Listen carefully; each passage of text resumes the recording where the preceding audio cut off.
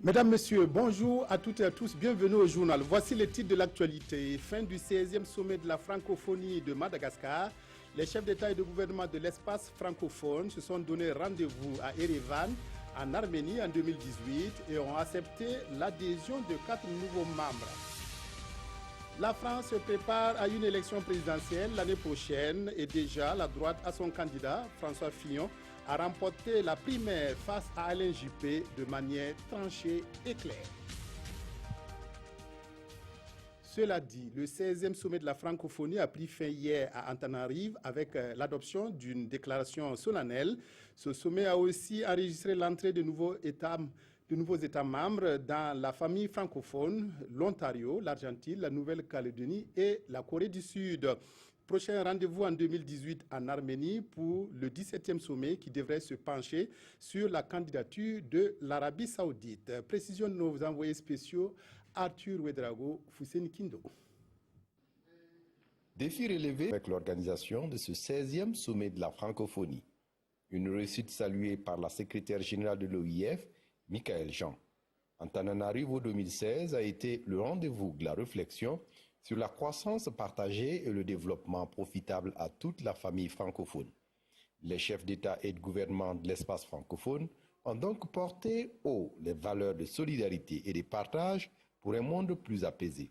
Et en cela, ils en appellent à un nouveau modèle de développement durable et inclusif. Nous nous sommes beaucoup investis, la francophonie aux côtés de Madagascar, Madagascar aux côtés de la francophonie, pour que ce 16e sommet soit un succès, soit l'occasion pour l'ensemble de la grande famille de la francophonie de se rassembler pour discuter de questions graves, pour discuter de hautes préoccupations, pour discuter de nos aspirations, de notre ambition. Sur les questions de sécurité et de lutte contre le terrorisme, le sommet de Madagascar s'est voulu beaucoup plus clair. Pour Michaël Jean, les solutions de la francophonie à ce phénomène doivent être globales. La secrétaire générale de l'OIF estime que le monde francophone doit être plus engagé. Ce sommet a été l'occasion, une fois de plus, de réfléchir précisément à ces situations que nous devons affronter et à la nécessité d'une plus grande mutualisation de nos expériences, de nos moyens, de nos renseignements. Dans la capitale malgache, la famille francophone s'est élargie avec 4 nouveaux venus, l'Ontario, la Corée du Sud, l'Argentine et la Nouvelle-Calédonie. Par contre, l'Arabie Saoudite doit devoir attendre 2018 pour voir son adhésion acceptée. C'est l'Arménie qui accueille le prochain sommet de la francophonie. Maintenir les jeunes dans leur terroir afin de leur ôter l'envie de voir ailleurs. Objectif du projet de renforcement de l'employabilité et de l'entrepreneuriat des jeunes. Il vient de bénéficier d'un financement grâce à la signature d'une convention entre l'Agence italienne pour la coopération au développement et l'Organisation internationale pour les migrations OIM. Le projet qui concerne le Centre S est d'un montant de 2 milliards de francs CFA et couvre une période de 3 ans. En permettant de créer des activités, le projet se présente comme une alternative à l'immigration irrégulière. Reportage Roger Kam Oumoussissi. Les opportunités professionnelles se font de plus en plus rares, ce qui explique en partie le départ de nombreux jeunes vers d'autres pays, selon l'étude sur le profil migratoire du Burkina Faso. La même étude révèle que la région du Centre-Est a le plus fort taux de migration. Pour stopper ce flux migratoire, les gouvernements de l'Italie, de la Belgique et l'Organisation internationale pour les migrations signent ici une convention d'accord pour la mise en œuvre du projet de renforcement de l'employabilité et de l'entrepreneuriat des jeunes pour réduire les risques de migration irrégulière dans la région du Centre-Est, GEM Centre-Est. Le titre de ce projet, GEM Centre-Est, ça évoque ce but de pouvoir rester et travailler, trouver le moyen d'exprimer sa propre personnalité dans les lieux où on est né. Et ce sont environ 750 jeunes, dont 40% de femmes qui seront bénéficiaires. Ce projet vient à point nommé à travers les activités qui seront déroulées, notamment le financement des micro-projets des jeunes afin effectivement de leur permettre de contribuer au développement local. Chaque jeune bénéficiera en termes d'équipement et de fonds de roulement de plus de 2 millions de francs CFA. À cela va s'ajouter bien entendu la formation. C'est-à-dire que dans un premier temps, on fera une sélection et une fois que nous recevons les candidatures, nous allons les étudier, choisir donc les meilleurs. Le projet GEM Centre Est a une durée de 3 ans. Il est financé à hauteur de 87% par l'Italie et 13% par la Belgique. Il va coûter plus de 2 milliards de francs CFA. Le programme national du secteur rural PNCR 1 a été mis en œuvre pour contribuer à la sécurité alimentaire et nutritionnelle et à une croissance économique forte face à la réduction de la pauvreté. La première phase du programme est arrivée à terme en décembre 2015 et il est de plus en plus question de la deuxième phase de ce projet, d'où cette rencontre qui s'est tenue à Ouagadougou pour définir les orientations prioritaires d'intervention dans le secteur pour les 5 prochaines années. Les précisions de Yacouba Gamene et de Zoubaviel David Dabiré. Les mots qui minent le développement du secteur rural sont au centre de ces échanges. Au cours de cet atelier, ces acteurs du secteur rural vont dégager des mesures et actions en vue de permettre le renforcement des performances de l'agriculture rurale. Des stratégies qui seront élaborées à travers la mise en œuvre de la phase 2 du programme national du secteur rural. En amont, il y a eu un travail qui a été fait où on a défini un ensemble de thèmes qui sont des questions qui préoccupent le secteur rural. Et l'ensemble des acteurs ont discuté durant presque un mois. Donc, ils ont produit des documents. Et aujourd'hui, on met ensemble ces documents et on regarde quels sont les axes et les programmes qui doivent être retenus pour le PNSR.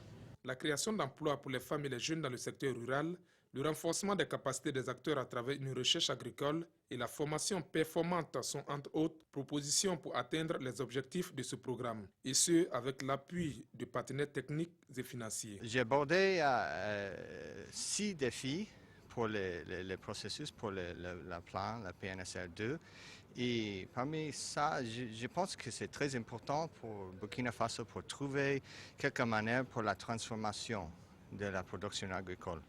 Les réflexions de cet atelier constitueront une feuille de route pour les différents acteurs. Elles devront permettre de booster l'agriculture rurale au Burkina Faso, mais aussi en Afrique, et ce pour les 5 prochaines années.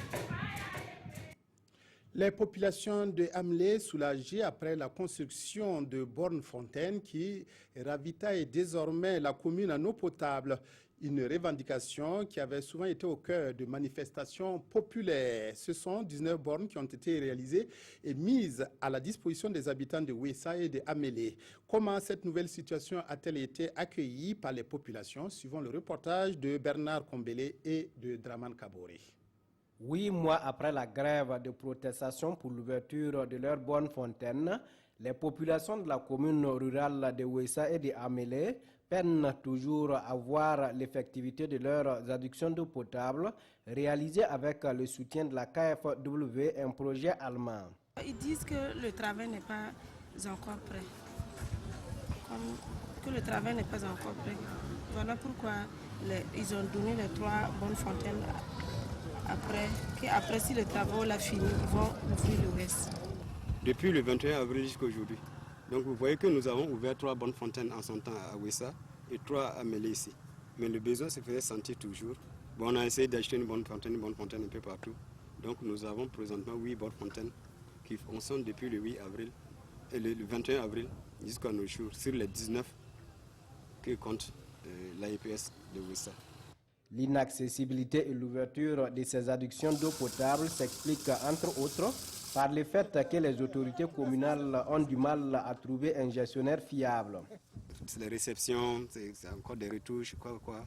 Bon, ce qui a fait que la population n'a pas attendu et qu'il y a eu effectivement un mouvement, je crois, un peu vers le 17-18 avril, et qui a amené en tout cas la commune à s'efforcer pour pouvoir en tout cas mettre en service certaines bonnes fontaines pour en tout cas quand même soulager la population de Amélé. Les quelques rares ouvrages qui procurent l'ordre bleu aux populations de Amélé n'offre pas une eau de qualité. Les gens leur disent que s'ils prennent l'eau là, ils préparent avec le taux là. Le lendemain, là, le taux là s'écarte. Même si c'est du riz, si tu prépares avec le lendemain, le riz là s'écarte. C'est pour cela que les gens ne viennent pas payer l'eau là. L'autre problème lié à l'approvisionnement en eau potable à Amélé est le prix du mètre cube d'eau. Le prix, d'autres disent que c'est cher, d'autres disent que c'est 110 francs, d'autres disent qu'ils ont payé la barrique là à 200 francs, d'autres disent qu'ils ont payé la barrique là à 150 francs. L'ouverture définitive de ces ouvrages réalisés avec le soutien de la KfW, le projet allemand est la seule solution à la corvée d'eau dans cette localité du Burkina qui fait frontière avec le Ghana. Promoteur immobilier, Abdoul Ouedraogo est aussi un philanthrope de plus en plus connu à travers ses actions sociales. Samedi dernier, il a offert un espace aménagé à l'hôpital Yalgado Ouedraogo afin de donner aux accompagnants un lieu de repos. Une quarantaine de matelas ont été aussi remis au service d'urgence médicale du CHU Yalgado Ouedraogo. Reportage Ibrahim Sombié, Oumou Sissé. S'asseoir à même le sol relèvera désormais du passé pour les accompagnants des malades des urgences du centre hospitalier universitaire Yalgado Ouedraogo. Un espace vient d'être aménagé pour eux. Il est le fruit d'un partenariat entre l'établissement et Abdoul Service, un partenariat vieux d'une dizaine d'années. Ce qui m'a motivé vraiment, si vous passez, vous regardez comment les gens là souffrent autour de l'urgence, c'est vraiment insupportable. Quand tu es humain et tu as la possibilité d'aider, je pense que c'est un peu compliqué quand même de supporter. Ce qui m'a motivé quand même à donner cette œuvre à l'hôpital Yalgado Ouedraogo. C'est aussi une bouffée d'oxygène pour les premiers responsables de l'hôpital, pour qui des mesures seront prises pour un entretien adéquat de l'espace. Nous sommes en train de réfléchir à un dispositif d'identification des accompagnants de chaque malade. Du reste qu'on avait déjà tenté de faire pour qu'un malade n'ait pas plus de 2 accompagnants. Avec des badges, ça se fait déjà aux urgences. Voilà, et je pense que progressivement, on va mettre une équipe de sensibilisation pour que les gens puissent bien entretenir et que ça soit vraiment réservé aux accompagnants réels des malades. En plus de l'espace aménagé, le donateur du jour a offert une quarantaine de matelas au service des urgences de l'hôpital Yalgado Ouedraogo. Un don bien accueilli par le directeur général de l'institution. Car pour lui, ils viendront remplacer les matelas hors d'usage.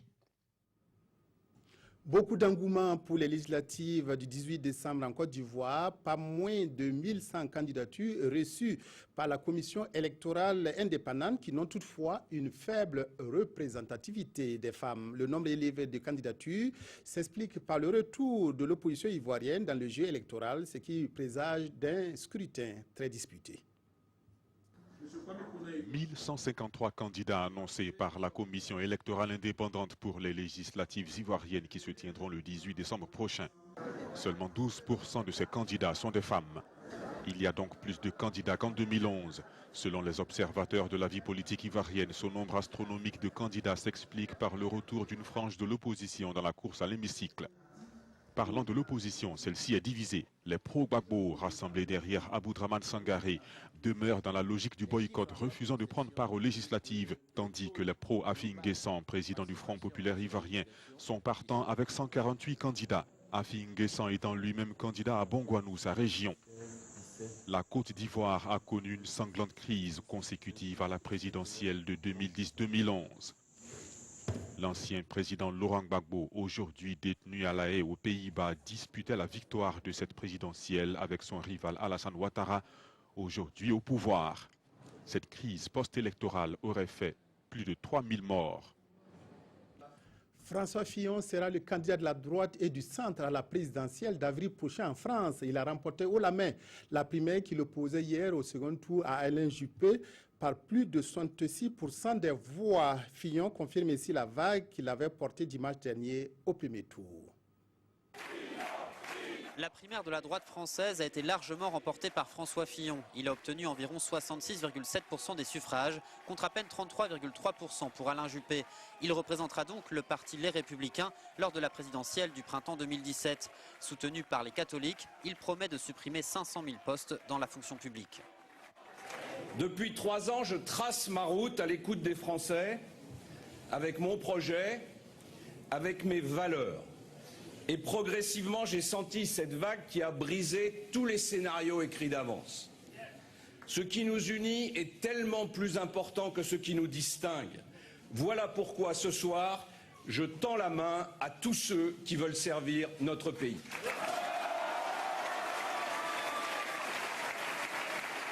Le maire de Bordeaux, Alain Juppé, avait un programme beaucoup plus centriste, mais il a obtenu à peine 5 points de plus qu'au premier tour.